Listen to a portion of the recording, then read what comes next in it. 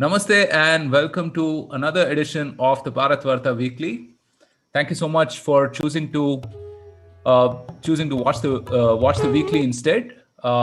So on this episode, we're missing some Indori representation. Ashish is taking a breather, and so it's going to be me, Roshan Karyappa, and keeping me company. I have Vatsa as well. Vatsa, how are you doing today?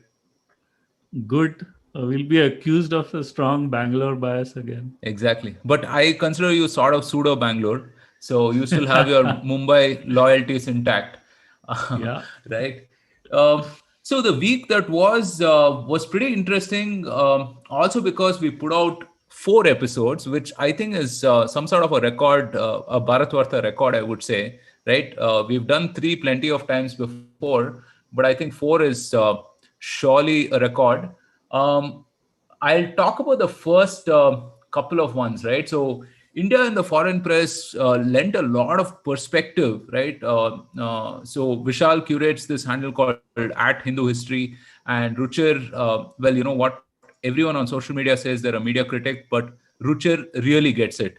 I mean, he is able to go into a lot of depth and nuance, and not simply say something is wrong for because it's wrong. It's obviously it's wrong, right? So these guys were very captivating.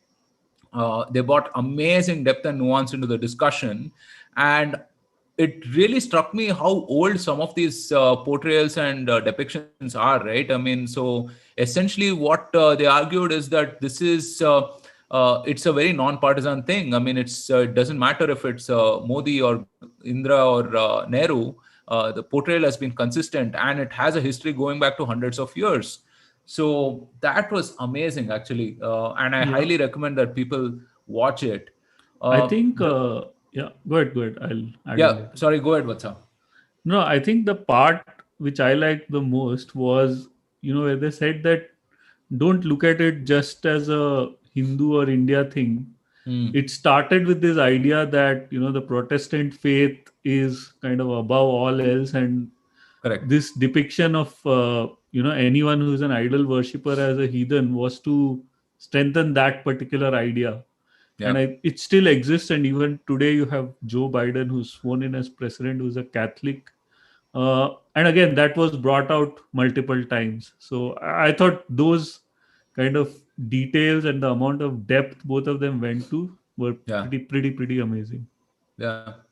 And we also had Amish Tripathi on the podcast a second time. I mean, he's my favorite celeb that we've interviewed because he's just such a warm, kind, empathetic person. And we also had his sister, who is his co-author on the new book Dharma, on the podcast as well, and she brought in a lot of wisdom and grace into the discussion. I think Dharma is Amish's best book yet. I mean, I haven't read all of his books, but among the ones that I've read, I've liked Dharma the best because it sort of distills the best aspects of his book, right? Which is the whole reflective quality on all of these stories.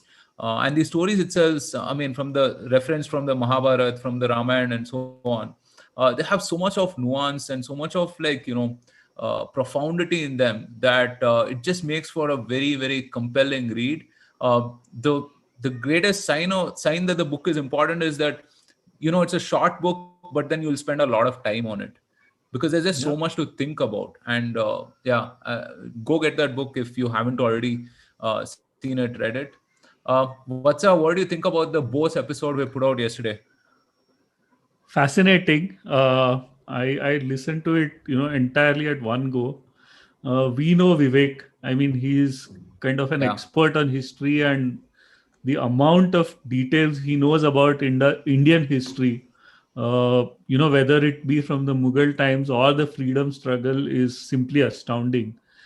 And Abhishek, who joined us for the first time, was really good. I mean, the thing is, both of them didn't go overboard, or they didn't subscribe to any of the conspiracy theories, but they brought out some of the aspects of the man, Netaji.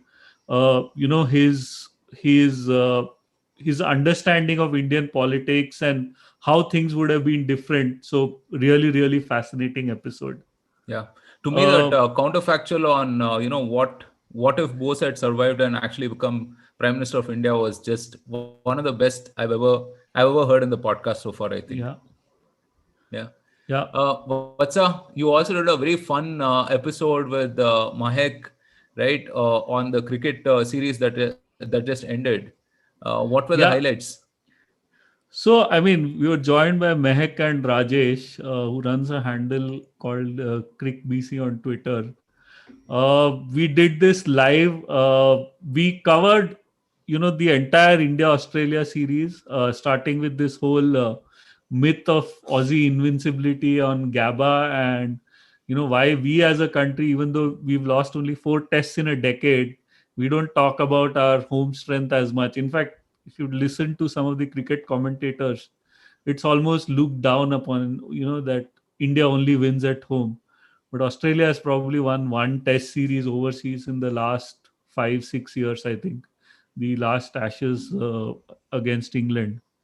Uh, and both are very, very analytical, and they brought out aspects of individual players, game situations. We covered a lot of that in a lot of detail. So it was fun, and there was lots of laughter and jokes flying around as well. Yeah. Pretty engaging. We had a lot of people joining as well at 9 p.m. We went on till almost 11.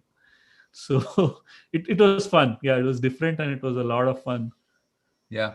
And in case you guys haven't watched it, do check that out. Also, do check out the Let Me Tell You a Kutti Story series by Ashwin. It lends so much of perspective, and if you understand Tamil, you're in for a treat. It's just simply fantastic. All right, let's move on to the first piece of news today from this week. There was a fire at the Serum Institute on Thursday, causing 1,000 crores of damage. The upper three floors of a newly constructed six-story building caught fire at the campus. Thankfully, the Covishield production and stock were situated in a different building. Five workers working in electrical and air conditioning jobs were killed, unfortunately, in the fire. The disaster has also impacted plans to produce BCG and rotavirus vaccines. The Maharashtra Chief Minister Uddhav Thackeray visited the Serum Institute on Friday and reviewed the damage caused by the fire. Vatsa, I think we really need to review our fire safety standards, right? Absolutely, absolutely. So I was just going to talk about that, and thankfully, the Covishield is not manufactured there. It would have been a huge setback otherwise. So if you look at what governs fire safety in India, there is something called the National Building Code, which is from 2016, and it covers fire prevention, life safety, fire protection, and so on. And we have something called as model building bylaws. uh, the thing is, we have like in many areas, we have the laws in place. It is just that some of these are by the implementation. A lot of these laws is obviously local, right? It's not governed by the central government, or even to a large extent by the state. It's done by municipal corporations and so on. uh, the thing is that there are a lot of violations. There is talk of corruption happening, and some of these guidelines are bypassed, and that is done with the thinking that how rare is a fire, which Hmm. is almost kind of a mindset, that when people don't follow traffic rules, they take a similar approach that, yeah, how often do accidents happen. But I was just looking at some numbers, that on an average 50 people die in India because of fires, and that's a huge number even for a country like India. So we're talking about roughly 18 19,000 people dying every year uh, because of fires, which are either preventable, or B, if they are not preventable, then if you had the right sort of, if you followed the guidelines that would allow people to exit when there is a fire, you had some of those things in place, then it really would not result in so much loss of life. The other thing, obviously, as with a lot of infrastructure in India, is a shortage of fire staff. I mean, we are short when it comes to police, we are short when it comes to fire staff, fire engines, and so on. So both of I do hope that these, obviously this will not change overnight. So this is something that will take time, but it is something we need to invest in, to improve fire safety, make our buildings and work environment safer for people, so that Yeah. we don't lose lives unnecessarily due to such accidents. Yeah, absolutely. And I hope the authorities will take heed. Uh, Moving on, Vijay Mallya has applied for another route to remain in UK and prevent extradition. Uh, his barrister confirmed in court that he will look for asylum by applying for special status with the UK Home Secretary Preeti Patel. Details are yet to be confirmed or denied by the UK Home Office. Mallya's lawyers are currently arguing against his worldwide freezing order in place that constrains his access to assets. Well, what can one say about Vijay Mallya that hasn't already been said by all of the tabloids and Shobha De, right? Um, What's have you seen this documentary called Bad Boy Billionaires? I have It's on not. Netflix. No, I have It's not actually seen. pretty good. It's actually pretty good. It profiles a few of these guys, and one of the episodes is on Mallya, on how he inherited his character. Right? I mean, he inherits his father's business. Realizes that in the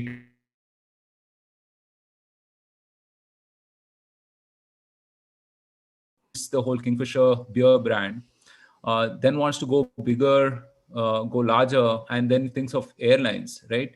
And interestingly, he hires a guy who's like let's say, the expert in running economy airlines, right? And he hires this guy, and they start off as an economy airline, Kingfisher. But then he starts adding all the bells and whistles and offer a luxury airliner, more routes, free meals, whatever. And it sort of becomes this uh, tiger that he tries to ride but then fails miserably, right? It's also amazing how he was able to get these loans from SBI and other consortium of banks, really. I mean, it's pretty amazing, how his personality precedes the sort of financial prudence as such, right? And oftentimes, I mean, people say that, but he was a nice guy and he's just one person, and we should, like, we are lighter on other things. But I think the principle holds, right? I mean, I think it's a remarkably, what do you say? I mean, I won't call it stupid, but I think it's a very naive thing to say that, he was a nice guy, so let's just let him off, right? Also proves that whole fact about, if you take 1 crore from the bank owns you, and if you take 100 crores, you own the bank, right? um, and it's just a one of the what do you call one of the signs of that whole NPM mess itself. And it's a very difficult thing to solve, because default is actually a lagging indicator. But hopefully, the insolvency and bankruptcy code, and the amendment to the Banking Regulation Act, whereby they can leverage this IBC mechanism, will provide an opportunity to address these challenges in the future. As far as his legal challenge is confirmed, I think his extra what is that? I mean, he had a challenge to the Indian government's extradition request, which was turned down by the Supreme Court, or the equivalent in the UK last year. And I think this is sort of a last ditch effort, because I mean, I don't think governments and judges look upon you very kindly if you apply for asylum when there's an extradition out, and that too when you're living like sort of a billionaire lifestyle, right? I mean, I don't think that is the case. So it could be the end of the line for Mallya, and maybe it sets a precedence for a lot more prudence in the years to come. All right, moving on. The RBI has suggested an overhaul of NBFC regulations in their recent discussion paper. In the paper, the RBI suggested that the largest 25 to 30 NBFCs should be subject to bank-like regulation and capital requirements. NBFCs have been undergoing a period of turbulence due to a lack of regulation. Deputy Governor Rajeshwar Rao stated that a good regulatory framework is needed to strike a balance between the need for financial stability and innovation. The paper suggested that NBFCs must be split into four categories depending on their size and systemic relevance. What do you think, Vatsa? I mean, do you think this will stifle new innovation, or this is much required? Because, as we were previously talking about, financial prudence and so on. See, I think it is needed uh, in the sense that NBFCs also lend, banks also lend, but NBFCs don't have that cushion. Most NBFCs don't have that cushion of deposits, so they borrow money short term and lend longer term. So there is an inherent risk in that business, that there is that asset liability mismatch. Yeah. Uh, Having said that, if you ask me, I think these rules in themselves, they don't go far enough, because banks are subject to some other regulations, such as they have to maintain a certain amount of money in cash and cash equivalent. It's called CRR. Then there is something called SLR, which is the statutory liquidity ratio. I didn't find any mention of either CRR or SLR in the recommendations given by RBI. They are talking about increasing the compliance burden on the top NBFCs, which is great. But also some of the smaller ones, they will need to look at more from an operational risk standpoint, how these NBFCs are run. What is the likelihood of these NBFCs being used as a front to collect data, and then fraud happening as a result of that. This is more talking in terms of financial regulation. uh, then there is the thing around provisioning. The provisioning for banks, what the money they set aside for possible losses, differs on the type of assets, but it's for NBFCs, it's at a flat rate. So I think that is again continuing. There is no mention anywhere that this is changing somehow. uh, then so there are, I'll tell you what, and people who are interested, they can actually read the entire document. It's about 80-85 pages. It's been summarized by a bunch of websites as well. What the impact I see is that for some of the top NBFCs, because the compliance burden will go up, they'll see some sort of hit in terms of profitability. NBFCs don't invest as much as, or are not required to invest as much as, say, a bank of the same size, or in terms of asset size on tech and compliance. Now they will probably have to do so going ahead. uh, Another thing is, which is one part of the NBFC business, where they lend money to HNIs on IPO financing, where they provide loans for a short period for someone who is applying for an IPO. Now, there was no limit for NBFCs in terms of how much they could lend, but banks had a limit of 10 lakhs. So, I mean, you had a situation where someone who is more scrutinized has a tighter limit, whereas someone who is less scrutinized has a lower limit.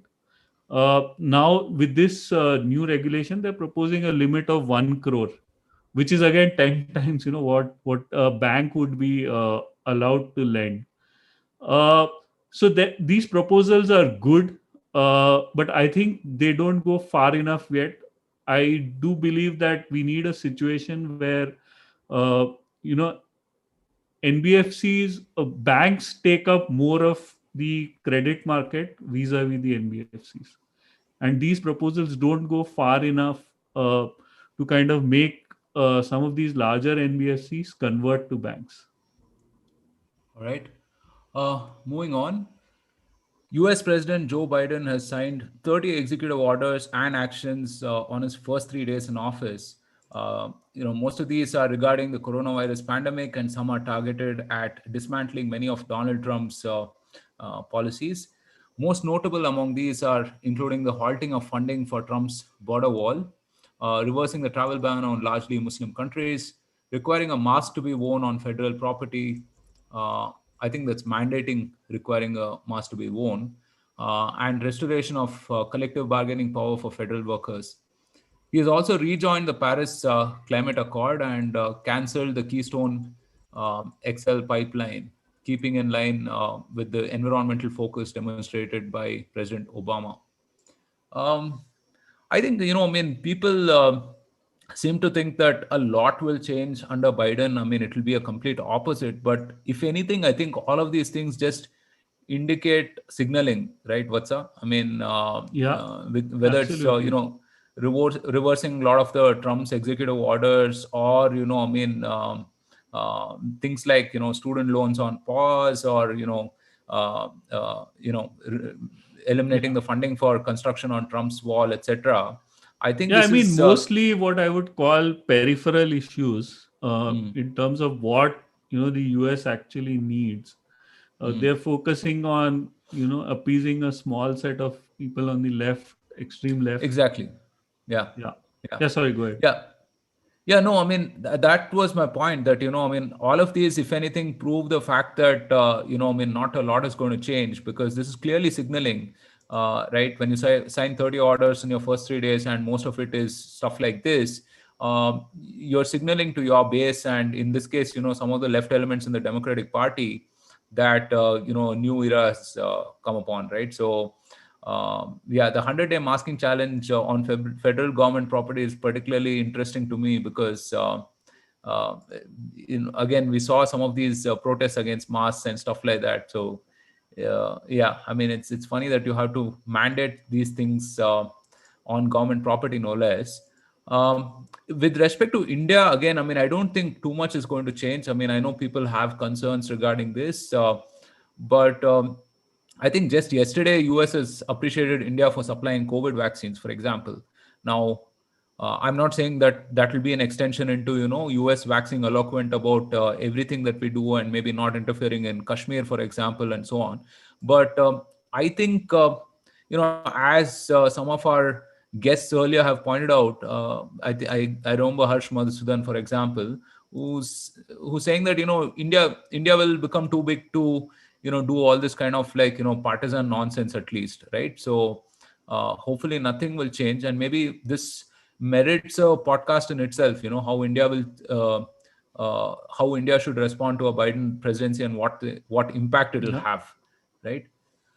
All right. Moving on to the next piece of news. Reliance Jio has started advanced tests to prepare the country's 5G network.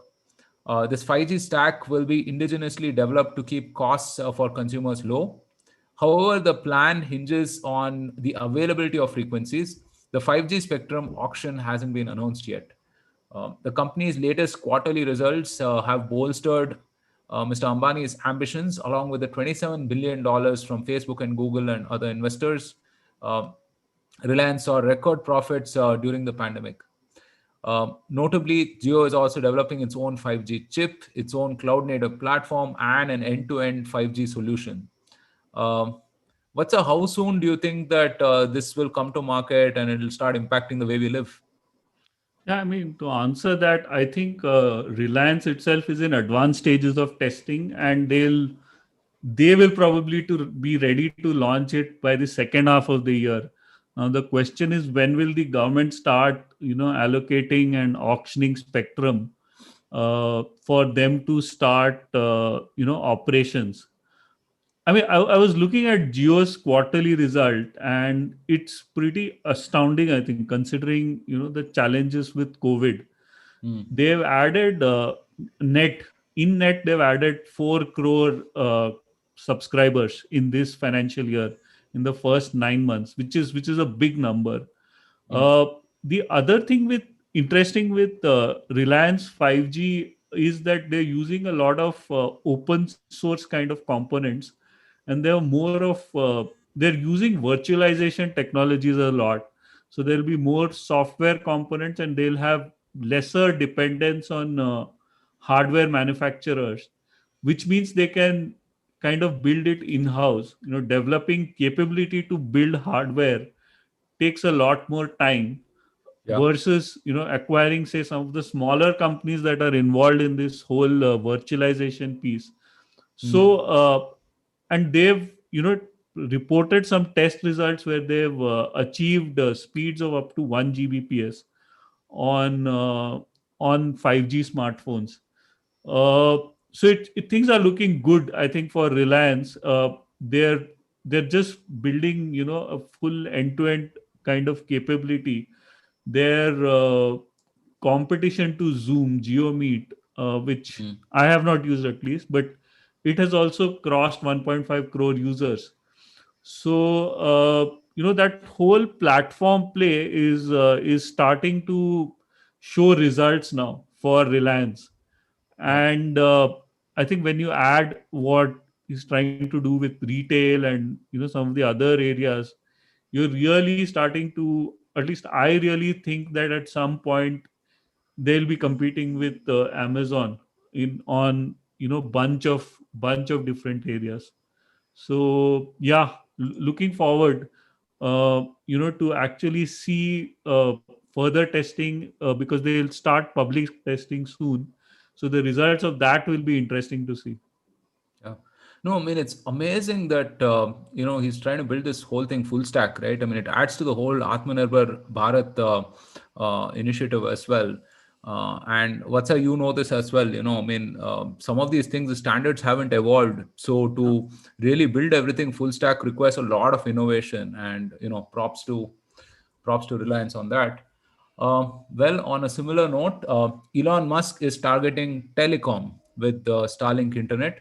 SpaceX has launched over 1,000 satellites to date for Starlink, an internet service that will be delivered via satellites in low Earth orbit. This is also their first consumer facing product. Musk plans to launch more satellites and accompanying ground infrastructure to expand into markets. In a recent investor meeting, China and India were mentioned as part of Starlink's $1 trillion target market. Well, I mean, you look at Tesla stock and you think it's astronomical. Well, because their ambitions are also astronomical, right? What? It's so amazing, right? Yeah. Elon Musk, he just picks on the biggest, boldest problems out there, and he goes on to revolutionize it. I mean, amazing. You Whether have it's to, yeah. space, yeah. Yeah, Go go ahead, on. Vatsa. No, I'm saying you have to admire the man, because he takes on what you would call as entrenched Hmm. industries you would think that cannot be changed or disrupted. So the car industry is a good example. You Yeah, had these three or four big players, and they decided for a very long time that there'll be very few or no electric vehicles. They will all be driven by internal combustion engines and so on. But this guy comes in and he says, you know what, I'm going to take a completely different approach. yeah. And I think the approach is amazing in the sense that he looks at what the input is and what you're trying to achieve, and he changes everything in between, the entire Exactly. process. So yeah, that's why I'm a big fan of the man, and I think he's trying to do something similar with the telecom industry here. I Yeah. do hope he succeeds. Yeah, I mean, that's exactly right. I mean, all of his innovation, even in these industries, are not, incremental steps, right? I mean, they're total disruptions. Whether it's reusable rockets in the case of SpaceX, or whether it's like building electric vehicles that don't actually look like moving, box shelves, or, I mean, Hyperloop, right? Which is, again, a totally new form of transport. It's really amazing, and I think Starlink is going to have a phenomenal impact, especially with the deep connectivity in rural areas and so on. And I think this will be a new internet which is completely decentralized also. So I think there will be a point on how ISPs and governments will not be able to block it, and how much of regulation can catch up with this. This will also mean that some of the application level stuff will also get challenged, right? I mean, you're talking Yeah. about social platforms like Facebook or Twitter, etc. Um, yeah, quite honestly, this can be a real game changer. And from an Indian perspective, I think we should, I mean, this could be the next level of virtualization for us, really, because if you're talking about speeds of, let's say, 600, 700 Mbps, or 1 Gbps and so on, forget about remote calls and whatnot. I mean, you could do virtualization at scale, right? So, yeah. So, good news all around. Moving on, Yeah.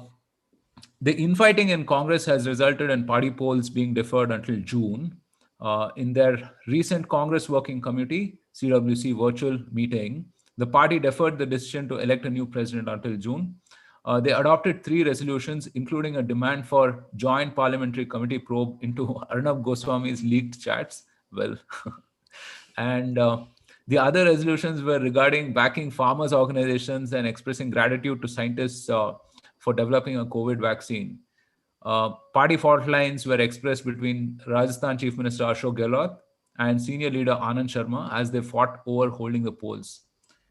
I feel like we should have Rohit here, giving us commentary on this. But Absolutely. anyway, what do you Yeah. think about this? So I mean, they lost. It's been nearly 2 years since they, had that disastrous Lok Sabha election, and Rahul Gandhi stepped down. And from then on, they haven't been able to find someone to lead the party. The man was clearly not interested. Sonia Gandhi came in, filled in for a while. You have to consider, her age and health issues. Uh, and now there are, 4 or 5 assembly elections lined up, right? You have, I think, Kerala, you have West Bengal. So Assam. obviously they don't, Assam. So they don't want to bring him as president right now, because if they lose, these elections, then Mm, again he'll end up, being blamed, because he's going to be the president of the party. So I mean, all this to me seems like delay tactics, just to make sure that there's he is yeah. officially not in charge, and then come June, we'll again see stories of, oh, he's coming back, and Rahul Gandhi is back, and this time is different, and so on. So yeah, Yeah. that's how I see it. It's always like the sequel of a really shitty movie, right? I mean, this time it's different, or this time it's going to Yeah. be new, something of that sort. Well, anyway, hopefully things change for the Congress. All right. So next week we have a fantastic episode with Anand Ranganathan. Actually, we've already recorded this, and it was a blockbuster conversation. I mean, so Anand is one of the most articulate and intelligent people on national television. The way he's able to give those 30-second or 40-second zingers, and many of which have gone viral, are amazing. And here's a person who is not a political or a media guy. He comes in from a science Yeah. background. He's actually a professor and a researcher, but has just understood the medium extremely well and is able to, formulate his arguments in a very technical manner, but also in an extremely interesting way. So I'm really looking forward to this, to seeing, what people have to say about this. All right, guys, that's it from the week that was. Thank you so much for choosing to skip the news and watch the weekly. From Vatsa and I, stay safe, take care, and Jai Hind.